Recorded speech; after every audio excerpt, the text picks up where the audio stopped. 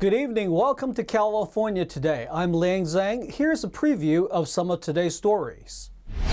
After a tragic fire overseas, protests known as the White Paper Revolution spread throughout the world.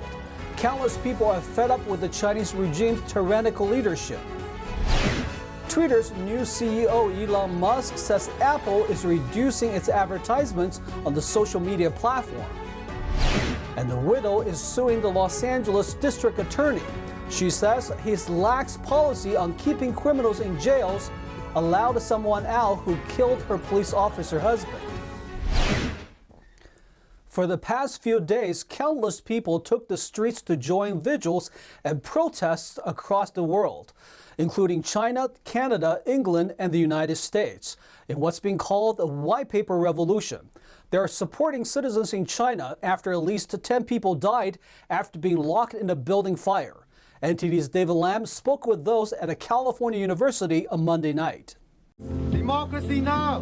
Democracy now! End dictatorship! End dictatorship! On Monday night, hundreds of people gathered at UC Berkeley's iconic Say Their Gate to pay tribute to those who died trapped in a building fire in China. The candlelight vigil follows the deaths of at least 10 people on November 24th in Xinjiang province's capital, Urumqi.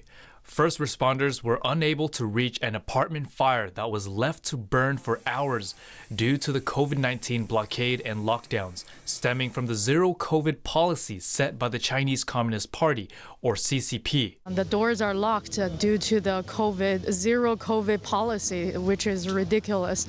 I think that's the voice from hell. Many of those who showed up didn't know who organized the candlelight vigil. They just heard about the gathering through social media. Everything that they give us in the news is lie. Everything, right? I honestly, I don't believe there's only 10 people died in the fire. Just tell us how many people died in the fire. How many people died in Shanghai lockdown? The CCP regularly crushes any sign of open dissent, including banning phrases and slogans from social media. In response, citizens now use blank sheets of white paper as a sign of protest. Because they are more brave than us. They have more courage than us. They are risking their entire life to going on the street. And I think this is what we're happening here. That, we being in the States, being in Berkeley, we have the freedom to say whatever we want to say. But it is my sincere wish that everyone in mainland China can be like this. Supporters like Andrew and Emma hope people in China know that people outside are supporting the protesters, those who have endured the CCP's subjugation for decades. Others noted worldwide support. This signifies that there truly needs to be a change. When a lot of people worldwide are doing this means something. It's because the people inside China can't do it themselves. It's hard. The government will shut them down. The government will kill them. I just want to let them know that our heart is with them, and we appreciate their courage, their bravery to stand out against, dictatorship and whatever the CCP is currently doing. And, we just want to wish them the best of luck. And I think there's been a lot of corruption as well there too, that I saw some news reports about the relatives of government officials opening up COVID testing agencies just to make money. Andrew added he feels the CCP failed to do its part in protecting its people. So right now the vigil is still happening. The event started at 7 p.m. and it's about 8:30 now. People are still here. They're still paying tribute to those that were victims of the Urumqi fire in Xinjiang. There'll be 2 more vigils in the Bay Area, and it's all to call for the end of the CCP and the end of dictatorship. David Lam, NTD News, California. In Southern California, a suspect involved in a triple homicide died in a shootout with the police. Authorities say the man was a law enforcement officer from Virginia who drove across the country to meet a teenage girl before killing 3 of her family members. On November 25th, a sheriff's deputy from North Chesterfield, Virginia, was fatally shot by Riverside police officers during a shootout. According to a press release by the Riverside Police Department, 28-year-old Austin Lee Edwards had met a California teenage girl online. He obtained her personal information by deceiving her with a false identity known as catfishing. Police believe that Edwards traveled from his Virginia residence to Riverside, where he parked his vehicle in a neighbor's driveway and walked to the teen's home. At some point, he murdered the teen's grandfather, grandmother, and mother before leaving with a teenager and allegedly setting the residence on fire. The bodies found in the home were later identified as 69-year-old Mark Winnick, his wife, 65-year-old Sherry Winnick, and their 38-year-old daughter, Brooke Winnick. According to detectives, Edwards had worked for the Virginia State Police in Henrico County until recently, where he was employed by the Washington County, Virginia Sheriff's Office. Riverside Police Chief Larry Gonzalez called the case another horrific reminder of the predators existing online who prey on our children. He says, if you've already had a conversation with your kids on how to be safe online and on social media, have it again. If not, start it now to better protect them. The teenager was unharmed and taken into protective custody by the Riverside County Department of Public Social Services. Police say that the fire and the exact cause of death of the girl's family still remain under investigation. Twitter's new CEO, Elon Musk, says he is going to war with Apple. He says Apple slowed advertising on Twitter and is threatening to take it off its App Store. He is also accusing them of antitrust violations. NTD's Jeremy Sandberg tells us why. Elon Musk has a question for Apple CEO Tim Cook. What's going on? The new head of Twitter unleashed a litany of tweets on Monday calling Apple out, questioning censorship, advertising, and the perceived monopoly they hold. Musk took issue with the 30% fee Apple charges on everything sold through their App Store. He posted a meme of a car labeled Musk veering off the pay 30% highway at high speed to take the go-to-war exit. Musk has since deleted the post. But it seems the biggest question the entrepreneur has for Apple is around censorship. In one tweet, he says Apple has mostly stopped advertising on Twitter and asks, do they hate free speech in America? He went on to say Apple threatened to withhold Twitter from its App Store, but won't say why. Musk ran a poll suggesting Apple publish all censorship actions it's taken that affect its customers. An overwhelming 85% voted yes. Musk called it a battle for the future of civilization. He says if free speech is lost even in America, tyranny is all that lies ahead. Richard Stern, an analyst from the Heritage Foundation, spoke with NTD's Stefania Cox. He says the Biden administration is putting pressure on companies and using the weight of the government to threaten them to follow their political whim. You can only surmise why Apple's doing that, but the truth is we all see what's happening here is that companies are bowing to this pressure from the government, trying to act in a dictatorial fashion to force companies to bend to their will. Biden said Musk's acquisition of Twitter is worth being looked at when asked if Elon Musk is a threat to national security. White House Press Secretary Karine Jean-Pierre said Monday that the administration is keeping a close eye on Twitter regarding misinformation and hate speech. The president has been very clear on calling that out. He'll continue to do that, and we're going to continue to monitor the situation. Go ahead. Stern calls the situation concerning. The president is not supposed to be a dictator that can marshal the force of the government against a single business owner because he doesn't share his politics. To your point on this, all of these companies have the same kind of investor profiles. They're doing the same kind of activities, but they donate to the right people, the right politicians. They support the politics of the president so they don't get put on this figurative watch list. This is a horrific turn of events where the government is infringing on people's rights, is shifting more towards a dictatorship. But it's not just in America that Apple is choosing its stance on free speech. Apple made changes to its file-sharing AirDrop feature in China earlier this month, reducing it to 10 minutes for people not on a contact list. Previously, there was no limit. Protesters have been using the tool to get around the country's online censorship and share information and media easily and discreetly. The OS change only affected Apple gadgets in China after people started passing around materials critical of the communist regime and its leader, Xi Jinping. Apple has been criticized in the past for bowing to the Chinese communist regime and altering features. They removed the Taiwan flag emoji for Hong Kong and Macau users in 2019. The company also took down virtual private network apps, or VPNs, from its App Store for users in China. Jeremy Sandberg, NTD News. The wife of a slain Los Angeles police officer is suing the district attorney. She says he did not abide by state laws and allowed her husband's killer to be on the streets when he should have been in jail. On Tuesday, the widow of Almonte Police Sergeant Michael Paredes filed a claim of $25 million against Los Angeles District Attorney George Gascon. Janine Paredes lost Sergeant Paredes when he was shot on duty. She blames the Los Angeles County District Attorney's Office and the County Probation Department for emotional distress and wrongful death. And the impact this has left on my children and I is devastating. Because a man like Michael deserved better. He deserved to be protected by policies and directives of the district attorney, who had a legal obligation to ensure the safety not only of the public, but the people who serve the public.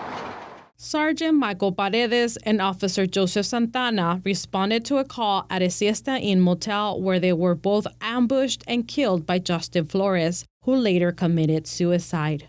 Flores had prior convictions. That's where Janine says Gascon and his office are at fault. Flores should have been incarcerated at that time due to his past criminal record. It's the DA's responsibility to make sure that he is following his legal obligations and following the law. And unfortunately, in this situation, and in many situations, this is not being done. The law is not being followed by our district attorney and making sure that the California three-strike law is being put into play. Paredes blames Gascon's progressive policies and not following the three strikes law that are in place. A U.S. appeals court upheld a dismissal against the university jab mandates. That's after a professor sued the school for insisting he receive a COVID jab despite him claiming natural immunity. The Ninth Circuit Court of Appeals upheld a ruling in favor of the University of Southern California and its COVID jab mandate. The ruling was against Dr. Aaron Cariati, who sued the university because it refused to grant him permanent exemptions from the mandates. That was after he recovered from COVID and argued that he had natural immunity. Cariati was suspended at that time and has since been fired. He argued that the mandate violates the U.S. Constitution's 14th Amendment. The university disagreed, and a district court dismissed the case in December 2021. In the new ruling, a panel on the U.S. Court of Appeals for the Ninth Circuit upheld that ruling. The panel of judges wrote the Supreme Court upheld a much more onerous vaccine requirement in Jacobson versus Massachusetts. That was in 1905 about Massachusetts' vaccine mandate that enforced financial penalties and criminal charges on all adults. The panel consisted of one Democratic-appointed judge and two Republican-appointed judges. Cariati wrote on Twitter, quote, "I'm not finished here. On this issue, I'm just getting started." We are going to take a short break, but here's a look at what we got for you when we come back. Officials say the biggest killer of young to middle-aged adults in Los Angeles County is fentanyl. They're warning people what to look out for to protect both themselves and their kids. And the supply chain issues are finally clearing up for Southern California dual ports. For the first time since pandemic lockdowns, they have no backup. We'll see why. That and more on California Today.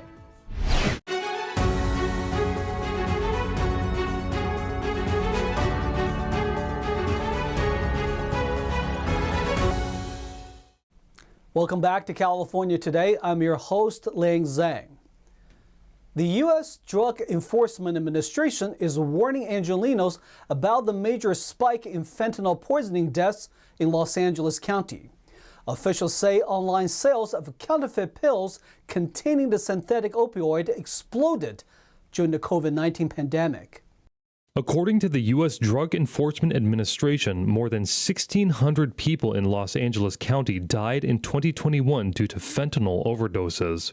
Special Agent in Charge Bill Bodner says that fentanyl poisoning is killing the region's residents, particularly young people, on an unprecedented level. Bodner told reporters at a news conference in downtown Los Angeles that illegal drug sales moved online during COVID-19 lockdowns. He says drug dealers are using social media to sell, buy, and arrange delivery of the deadly fake prescription pills. U.S. Attorney Martin Estrada called fentanyl the area's #1 cause of death for people aged 18 to 45. In L.A. County, 462 people died in 2019 as a result of fentanyl, but by 2021, that number had increased to 1,662. In Orange County, the number of deaths involving the drug increased nearly 5 times over the course of 3 years. Officials say Los Angeles is a significant hub for drug trafficking due to its proximity to the Mexican border. Bodner says violent drug cartels, specifically the Sinaloa cartel and Jalisco New Generation cartel, are deliberately pushing deadly fentanyl into our communities with complete disregard for human lives in an effort to maximize their profits.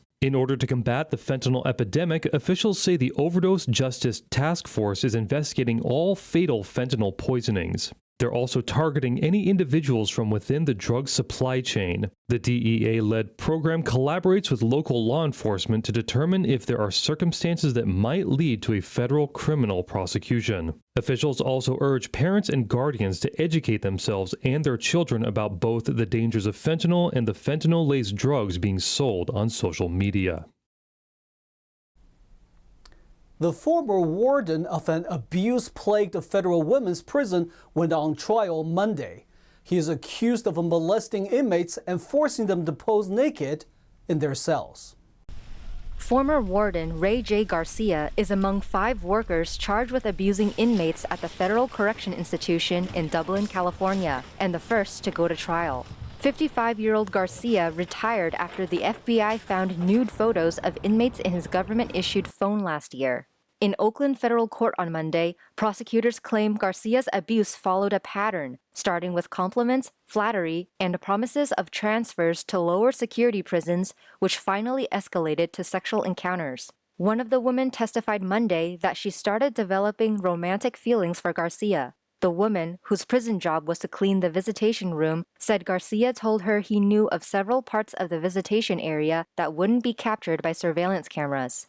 Garcia's lawyer argues, though, that there was no surveillance video capturing the alleged sexual misconduct. Union officials have long complained the prison has an inadequate number of cameras. Garcia has pleaded not guilty. If convicted, he would face up to 15 years in prison. The dual ports in Southern California are finally caught up on their backlog. That's after years of delays due to pandemic lockdowns. After more than 2 years, officials have announced an end to a backup of container ships at Southern California ports that resulted in nationwide supply chain issues. According to the Marine Exchange of Southern California, backups had fallen to 0 beginning November 22nd. That's compared to 1 year ago when the dual ports of Los Angeles and Long Beach had a backup of 81 container ships. I get absolutely no satisfaction out of seeing backlogs and jams at other ports around the country because, simply put, it makes our nation less competitive economically. The backup started in October of 2020 and continued for 25 months, peaking at 109 idling ships. That resulted in truckers and rail carriers grappling with the thousands of containers piling up at the ports, overflowing to the local neighborhood streets, and filling warehouses all over the state. Soroka said the Port of Los Angeles partnered with the Port of Long Beach earlier this year to make more space for those empty containers. So it was our staff, Mike DiBernardo and Eric Karras, that led the charge to repurpose land around the port. And in fact, with our partners at the Port of Long Beach, we were able to cobble together an additional 200 acres of port property near our marine terminals to capture that massive flow of empties back in and then triangulate them back over the terminal for work on the ship at less congested hours. The state also stepped in and relaxed trucking rules and leased out properties for containers to be stored. More cargo means more hours on the job for our dock workers, truckers, warehouse folks, and a whole litany of others of us that are involved in the supply chain. But a port spokesperson told the Epoch Times truckers and operators showed little interest in picking up goods during the extra shifts. The ports also tried a queuing system, but it did not improve the backups and only alleviated the traffic near the ports. The system did allow for ships to call ahead of time and be assigned a berthing time at the ports which resulted in ships waiting and spreading out all throughout the Pacific Ocean. Some chose to wait by the coast of Mexico or to use other U.S. ports during the height of the backlog. As cargo diverted to other ports, imports began to plummet in Los Angeles and Long Beach. In October, Los Angeles port officials reported a 28% decrease in imports, the lowest volume in 13 years. Long Beach imports also dropped 24% last month. Now let's check in with NTD's Thomas Christian for today's Sports Roundup.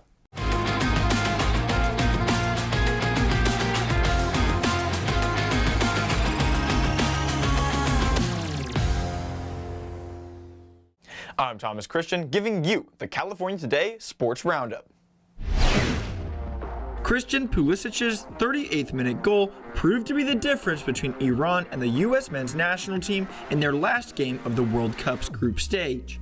With the win, the U.S. move into second place of Group B ahead of Iran and Wales, but behind England with 5 points. The win, along with 2 ties against the English and Welsh teams, is enough for the squad to move on to the World Cup's elimination round of 16. Serginho Dest headed across deep inside Iran's goal box, and Pulisic made a diving kick to score, careening into Iranian keeper Alireza Beranvand in the process. Pulisic suffered an abdominal injury during the play and had to be subbed off for Brendan Aronson at halftime. An update on Pulisic's injury is expected to be announced in the coming days. Despite the 1 goal, the U.S. was able to generate 12 shots, 5 being on target, forcing Iran's goalkeeper to make 4 saves. This is a huge improvement from the U.S.'s ties with England and Wales to open the World Cup, when the Eagles totaled just 1 single shot on goal in each match. Pulisic assisted on the U.S.'s first goal of the World Cup against Wales and scored its only other goal against Iran. Still, an uptick in quality chances show that the red, white, and blue may be rounding into form at just the right time, with the elimination round looming. The last time the USA made the round of 16 was in 2014, when they lost 2-1 to Belgium, despite a legendary 16-save performance from keeper Tim Howard, who set the record for most saves in a World Cup match. They will play the Netherlands in their first elimination match on Saturday. USA 1, Iran 0. Los Angeles Angels star Shohei Ohtani was named winner of the Outstanding Designated Hitter Award for the 2nd consecutive year. Ohtani outdistanced Houston Astros standout Yordan Alvarez while becoming the first player to win the award in consecutive seasons since David Ortiz won it 5 straight years from 2003 to 2007. The award is named after Edgar Martinez, the former star designated hitter for the Seattle Mariners, who was inducted into the Hall of Fame in 2019. Ohtani batted .273 with 34 homers, 30 doubles, 6 triples, and 95 RBIs in 157 games during a season in which he was runner-up for the American League MVP. He served as the Angels' DH 153 times and was utilized as a pinch hitter on 4 occasions. Ohtani started 28 games as a pitcher this season and was the DH in each of them. He also benefited from a new rule that allowed him to remain the DH after being removed as a pitcher. And that's all for your California Today Sports Roundup. That's all we've got for you tonight. We'd like you to join us again on California Today every weekday at 8:30 p.m. Make sure to check out our broadcasts on our California Today webpage. You can find it at ntd.com/California-today. You can also find all of our top latest clips there, ready to share with friends and family. Send us a message on Twitter, Facebook, or Instagram, or through our email, california.today@ntd.com. I'm Liang Zhang. Have a wonderful evening.